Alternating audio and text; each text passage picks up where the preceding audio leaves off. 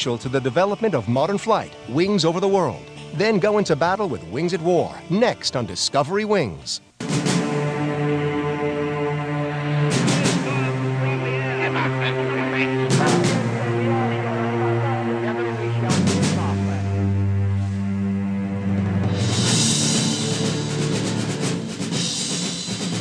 In the 1980s, the Soviet Union introduces the MiG-29 Fulcrum to the West.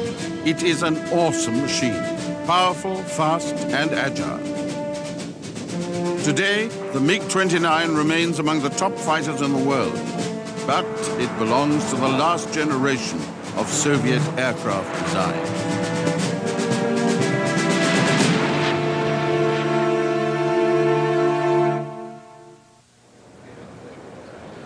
Artyom Mikoyan was the first head of the MiG Design Bureau, which was set up in the Soviet Union in December 1939.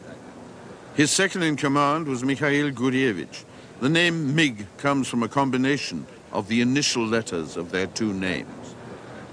In World War II, they produced the MiG-1 and the MiG-3 piston-engine fighters, but it wasn't until the post-war years when they began to develop jet aircraft, the MiG-9 and the MiG-15, that their design bureau began to become a legend.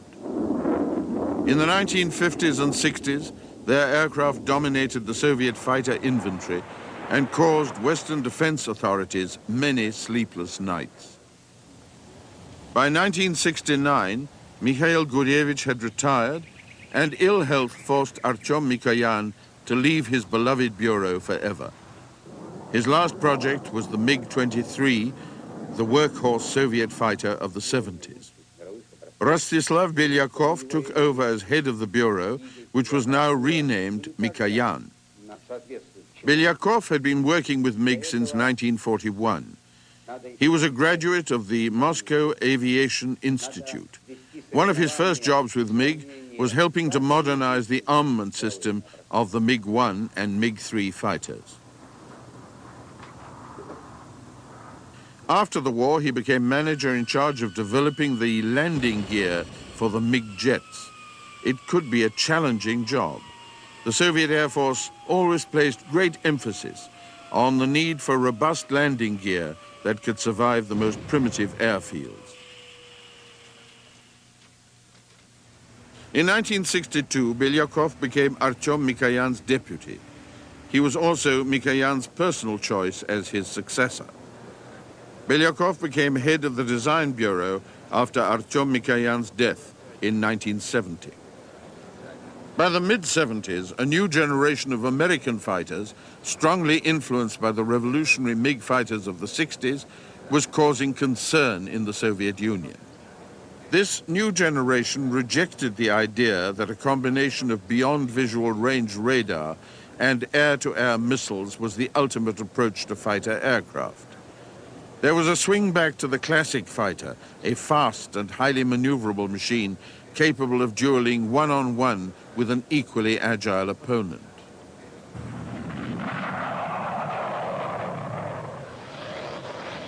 The US Navy's Grumman F-14 Tomcat was designed for fleet defense. It was by far the largest of the new fighters. Like the MiG-23, it had variable geometry wings to give it good high and low speed performance. It was not as light and maneuverable as the American fighters that would follow, but it was a step in what Soviet authorities saw to be a new direction.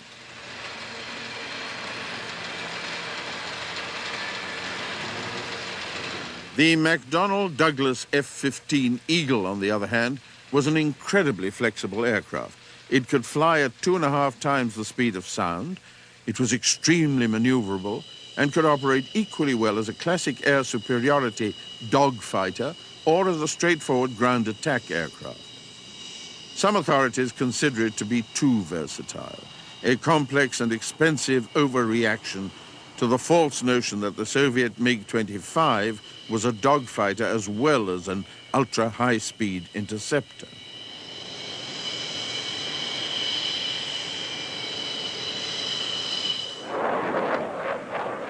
The General Dynamics F-16, though, was a pure dogfighter in the traditional sense. It was light, highly maneuverable, and much less complex and expensive than the F-15 to produce.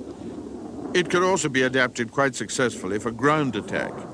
It was in the price range of many Western countries looking for a straightforward, effective fighter aircraft, and the Soviets knew it was likely to be manufactured in large numbers. The fourth of this group of new fighters was the McDonnell Douglas FA-18 Hornet. It started life as a competitor to the F-16 in the lightweight fighter competition, but went into service with the US Navy as a multi-role fighter to replace both the F-4 Phantom and the A-7 Corsair attack aircraft.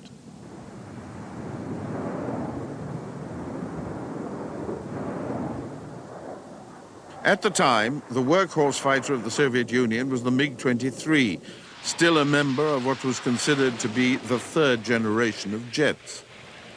The new American fighters were a step beyond the performance of the MiG-23. They formed a fourth generation of fighter evolution. Soviet authorities watched their development closely, knowing that in some way they would have to make a move to counter the growing American superiority over the Soviet fighter force.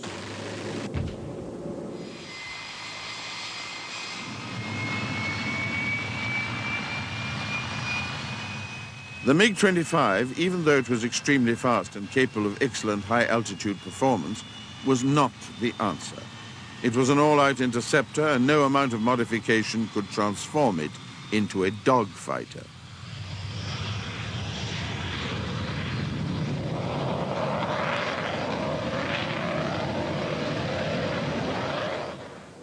In the early 70s, work began in the Soviet Union on the development of a pair of aircraft to match the high and low end of the new American fighter generation. There was no shortage of information on the American project. A great deal could be found easily in specialist Western aviation magazines. Soviet intelligence made an all-out effort to acquire information on the latest developments.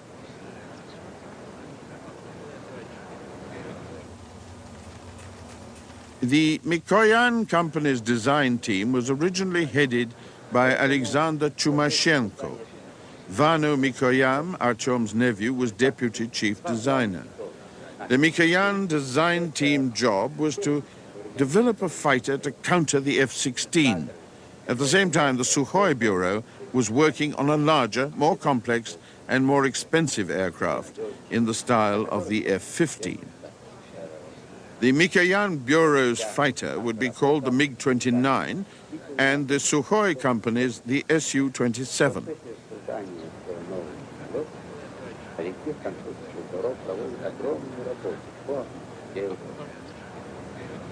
The MiG-29 was designed around a central fuel tank. The whole structure did not have a fuselage in the traditional sense. The central section was designed as a lifting surface, generating 40% of the aircraft's total lift. Leading edge extensions were added to the wings for efficiency at the high angles of attack needed for combat aircraft. At first, the new aircraft was known as Object 9-12. In the course of its development, several alternative configurations were investigated, including one F-15 look-alike. But the layout originally chosen was found to be more aerodynamically efficient. Soviet Design Bureau were equipped with computer technology, but relied on it much less than their Western counterparts. There's a Russian term, nakolenki, which means working with a piece of paper on your knee. It's an approach highly respected in Russia, challenging the designer's resourcefulness, often giving outstanding results at a fraction of the cost of similar results in the West. On the other hand, in the 1970s and 80s, cost was not a real factor in the design of a new aircraft. Usually, Soviet designers were ordered to produce the best results possible, regardless of cost. In the Soviet Union, the defense industries in general, and the aircraft industry in particular, had great prestige. The Design Bureau attracted the brightest young graduates of universities.